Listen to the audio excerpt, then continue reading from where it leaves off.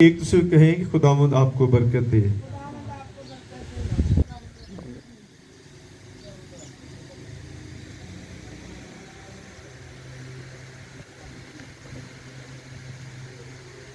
آمین آمین۔ خداوند کے جلال کے لیے، اس کے پاک روح کے لیے تالیاں بجاتے ہیں اور خداوند کی شکر گزاری کرتے ہیں۔ خدا نے ایک بار پھر ہمیں اپنی بارگاہوں میں آنے کا فضل دیا ہے، گو کہ ہم ان سے اچھے نہیں ہیں، ان سے بہتر بھی نہیں ہیں جن کو خدا تعالیٰ نے اپنے پاس بلا لیا ہے۔ یہ اس کا خاص کرم فضل ہے کہ وہ بار ہماری زندگیوں میں ایسے مواقع فراہم کرتا ہے کہ ہم اس کی بارگاہوں میں آ کر اس کی ساری دی ہوئی نعمتوں برکتوں کے لیے اس کی شکر گزاری کریں جو اس نے ہمیں، ہمارے خاندانوں کو مہیا کی ہیں۔ اور سب سے بڑھ کر ہم خدا کی شکر گزاری کرتے ہیں کہ اس نے تمام بیماریوں سے ہمیں شفا دی ہے، تندرستی دی ہے، ہم چل پھر رہے ہیں، کھا پی رہے ہیں، اور یہ خاص خدا کا فضل ہے۔ بہت سارے ایسے لوگ ہیں جو بیماریوں میں مبتلا ہے، بستر پر پڑے ہوئے ہیں، چل پھر نہیں سکتے، کھا پی نہیں سکتے۔ تو میرے عزیزو، کلام مقدس میں ہم جب پڑھتے ہیں تو خدا کا کلام یہ بیان کرتا ہے ہمیں اس کی کسی نعمت کو فراموش نہیں کرنا۔ اگر جب آپ اپنی طرف دیکھتے ہیں تو آپ کو لاتعداد خدا کی برکات اپنی زندگی میں نظر آتی ہیں، اور ہمیں ہمیشہ خدا کے دیے ہوئے پر غور کرنا ہے، کیونکہ اگر ہم ایسا نہیں کریں گے تو ہم خدا کی شکر گزاری نہیں کر سکتے۔ جس خدا نے آپ کو اتنے سالوں سے، یعنی آپ کی ماں کے پیٹ سے لے کر اب تک خدا نے سنبھالا ہے، آپ کو ہر چیز دی ہے، اولاد دی ہے، آپ کو اولاد کی خوشیاں دے رہا ہے، تو آگے بھی اسی نے آپ کو سنبھالنا ہے۔ آمین۔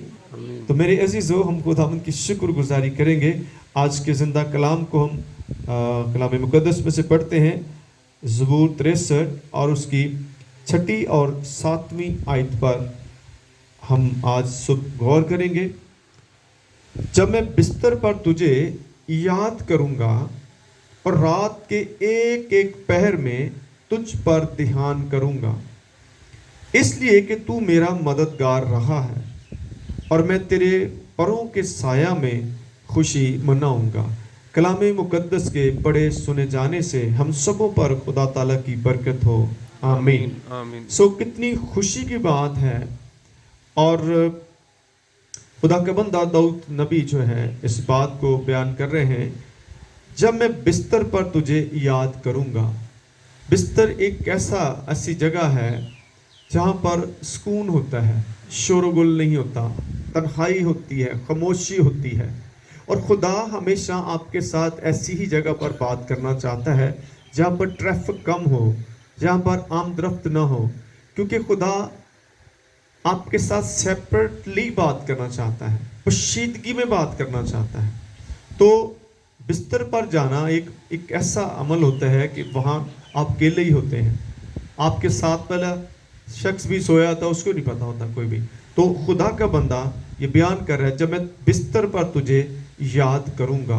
تو میرے عزیزو، خدا کو جو یاد رکھتے ہیں خدا انہیں یاد رکھتا ہے، جو خدا کو بھول جاتے ہیں وہ اپنا نقصان اٹھاتے ہیں۔ خدا کو کبھی نہ بھولیں، کیونکہ وہی ذات ہے جو آپ کو ہر حالات میں سنبھالتی ہے، وہی ذات ہے، ذات اقدس ہے، جو آپ کو کبھی بھی دھوکہ نہیں دے گی، کبھی بھی آپ کو چھوڑے گی نہیں۔ آپ کے کتنے بھی عزیز دوست، بہن بھائی، رشتہ دار ہوں، ایک وقت آتا ہے وہ آپ کو چھوڑ جاتے ہیں، لیکن خدا کے وعدے سچے ہیں۔ اس نے فرمایا کہ دنیا کے آخر تک ہمیشہ میں تمہارے ساتھ رہوں گا، میں تو تجھ سے کبھی دستبردار نہیں ہوں گا۔ آمین۔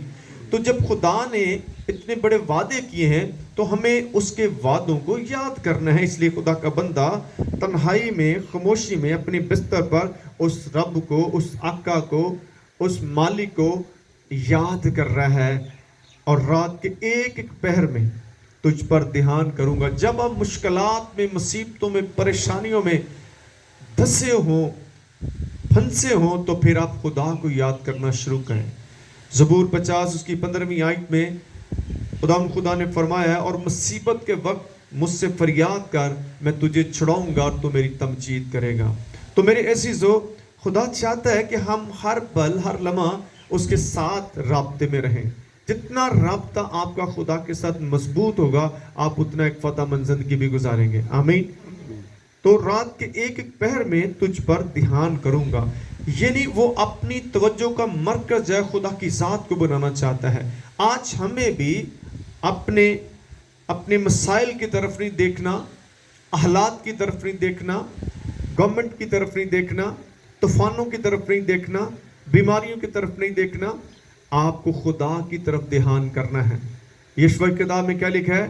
تیرا دھیان دن اور رات اس شریعت کی کتاب پر لگا رہے, نہ دائیں مڑ نہ بائیں مڑ. آمین.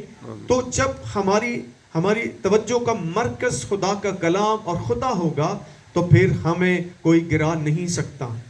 خدا نے یشوع کو کہا تیری عمر بھر تیرے سامنے کوئی کھڑا نہ ہوگا, تیرا کوئی مقابلہ نہیں کر سکا, کیونکہ جب خدا آپ کے ساتھ ہوتا ہے تو آپ پانیوں میں بھی ہوں, آپ بیابان میں بھی ہوں, آپ جنگلوں میں بھی ہوں, وہ آپ کے ساتھ ہوتا ہے. جیسے خدا 40 سال قوم بنی اسرائیل کے ساتھ بیابانوں میں ان کے ساتھ رہا, اور خدا نے اپنی اس محبت کو اور اپنی وفاداری کو ان کے ساتھ رکھا. جب وہ دن کو سفر کرتے تھے تو خدا بادل کا ستون بن کر کے ان کے ساتھ رہتا تھا تاکہ میرے لوگوں کو گرمی نہ لگے. آمین. خدا کو اتنی آپ کی فکر ہے, وہ آپ کو گرمی میں بھی اپنی پناہ میں رکھتا ہے تاکہ آپ کسی طرح سے آپ کو پریشانی نہ ہو. پھر رات کو جب تاریکی ہوتی ہے, اور جنگلوں میں رہتے تھے, جنگلوں میں پھر رہے تھے, بہت سارے خونخوار جانور بھی ہوں گے, کاٹنے والے بھی ہوں گے, لیکن خدا رات کو آگ کا ستون بن جاتا تھا تاکہ کوئی چیز آپ کو ٹچ نہ کرے, کوئی چیز آپ کو کاٹ نہ سکے. اتنا خدا آپ سے پیار کرتا ہے. آمین. تو آپ کو اس سے بھی زیادہ بڑھ کر خدا سے پیار کرنا ہے. کوئی بھی اس لائق نہیں ہے, صرف خدا اس لائق ہے کہ آپ اس سے پیار کریں. تو میرے عزیزو 7ویں آیت میں لکھا ہے اس لیے کہ تو میرا مددگار رہا ہے. اس کا مطلب ہے کہ اس نے بہت ادھر ادھر دیکھا ہوگا, لیکن وہ واپس آیا ہے, اپنے بستر پر لیٹ گیا ہے. دن بھر ہو سکتا ہے وہ اس مشکل میں بہت سے لوگوں کو طرف دیکھتا ہوگا, لیکن اسے کہیں بھی مدد نہیں مل رہی. اس نے کہا نہیں, میں واپس اپنے مالک کے پاس جاؤں گا, میں اس سے ہی مانگوں گا, کیونکہ وہی میرا مددگار رہا ہے. آمین. آمین. پریز دی گاڈ. آپ بھی جب اس حالت میں ہو تو آپ اس مستند مددگار کی طرف پھر دیکھیں اور واپس آ جائیں. خداوند نے فرمایا آئے سب محنت اٹھانے والوں اور بوجھ سے دبے ہوئے لوگوں میرے پاس آؤ تاکہ میں تمہیں آرام دوں. ہم انسان ہیں, کمزور ہیں, گر سکتے ہیں, گھبرا سکتے ہیں, خوف زدہ ہو سکتے ہیں, تو پھر ہمیں کیا کرنا ہے؟ اس خوف میں نہ گرے رہیں, آپ کو واپس آنا ہے, کیونکہ خدا آپ کا انتظار کر رہا ہوتا ہے کہ یہ میرا بیٹا میری بیٹی میرے پاس واپس آئے تاکہ میں اس کی مدد کر سکوں. مثال کے طور پر ہم دیکھتے ہیں جب ہمارے اپنے بچے جو ہیں ناراض ہو کر گھر چھوڑ کر چل جاتے ہیں تو کہیں دور جا کر رہنا شروع کرتے ہیں, کرائے کے گھروں میں رہنا شروع کر دیتے ہیں. جب کرایہ نہیں دیا جاتا تو پھر بھی ہمیں تکلیف ہوتی ہے. ہم چاہتے ہیں کہ یہ واپس اپنے گھر میں آ جائے اور ہمارے ساتھ رہے. اس طرح خدا ہمیں ہماری واپسی کا راستہ دیکھ رہا ہوتا ہے کہ شاید کل آ جائے تو پھر ہمیں واپس ہی آ جانا چاہیے تاکہ دیر نہ ہو اور ابلیس کو موقع نہ دے. اور میں تیرے پروں کے سایہ میں خوشی مناؤں گا. آمین. ہاللویا. خدا کے پروں کے نیچے, خدا کے پاس آنے سے ہی آپ کو خوشی ملتی ہے, اور خدا آپ کو خوش رکھنا چاہتا ہے. فلپیوں کے خط میں خدا نے فرمایا اپنے کلام میں ہر وقت خدا میں خوش رہو. تو میں تو ہر وقت خوش رہتا ہوں خدا میں. مجھے کوئی انسان خوش نہیں کر سکتا, مجھے دنیا کی دولت خوش نہیں کر سکتی. یہ ساری خوشیاں وقتی ہوتی ہیں. جیسے جیسے یہ آپ کی دولت ختم ہوتی ہے تو پھر آپ کی خوشی بھی ختم ہو جاتی ہے. تو پھر مادی چیزوں کے ساتھ, فانی چیزوں کے ساتھ اپنا دل نہ لگائیں. یہ اپ اینڈ ڈاؤن ہو سکتی ہیں, لیکن خدا کی محبت ہمیشہ آپ کے ساتھ رہتی ہے. وہ آپ کو ہر حالات میں خوش رکھتا ہے. آپ بھوکے بھی ہوں گے, بھوکے پیٹ بھی ہوں گے, وہ آپ کی بھوک کو جو ہے بجھا دے گا, آپ کی پیاس کو بجھا دے گا. آمین. ہم دیکھتے ہیں کس طرح سے بیابانوں میں وہاں پانی نہیں تھا تو خدا چٹانوں میں سے انہیں پانی پلا دیتا تھا. اگر کڑوا پانی نکل گیا اس کو میٹھا کر دیتا تھا. تو آپ کا خدا اتنی قدرت والا ہے, اس لیے مت گھبرائیں اور اس کے ساتھ چلتے رہیں. جہاں پر اس کی ضرورت ہوگی وہ خود ہی آپ کا ہاتھ پکڑے گا اور آپ کو اس مسائل سے باہر نکلا. سم ٹائم خدا ہمیں تھوڑا سا خود ہی چھوڑ رہا ہوتا ہے کہ ہماری پریکٹس ہو تاکہ ہم مشکلات میں سے گزریں. جب آپ کو تھوڑا جا آپ سے وہ مصیبت بھاری ہو جاتی فوراً خدا جو ہے وہ پکڑ لیتے ہیں. فار ایگزامپل جب آپ کسی بچے کو اپنے ساتھ لے کر جا رہے ہیں تو بڑا گلی میں بھاگ رہا ہوتا ہے تو آپ بڑے خوش ہوتے ہیں, وہ بھی بڑا خوش ہے کہ میرا باپ میری ماں میرے ساتھ ہے. جیسے ہی راستے میں کوئی خطرہ آ جاتا ہے تو وہ بھاگ کر آپ کے پاس آتا, آپ اس کو اپنی گود میں اٹھا لیتے ہیں. اس طرح خدا بھی جب آپ اسے چلتے ہیں تو اس کو پتہ ہے یہ راستہ کٹن ہے, یہ مشکل ہے, تو وہ پھر آپ کو اپنی گود میں اٹھا کر وہاں سے آپ کو پار کرواتا ہے. خداوند آپ کو اور مجھے اس کلام کے وسیلہ سے برکت دے.